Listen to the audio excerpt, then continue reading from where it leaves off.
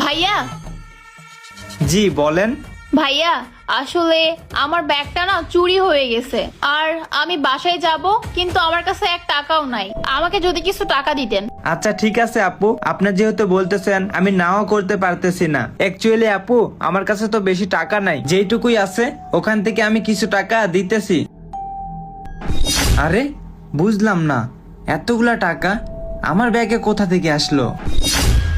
আরে ভাইয়া, আপনি এতগুলো টাকা ফেলে দিলেন কেন? আসলে আপু এ টাকাগুলো আমার না, আর এই টাকাগুলো আমার ব্যাগে কি করে আসলো আমি বুঝতেছি না। আর অন্যের টাকা আমি কেন নিব? এই যে নেন আপু, এইটা দিয়ে আশা করি আপনি বাসায় যাইতে পারবেন। ভাইয়া মানলাম টাকাগুলো আপনার না, কিন্তু টাকাগুলো তো আপনি নিজের কাছে রাখতে পারেন, আপনার তো কোনো কাজে আসতে পারে। না না আপু, এই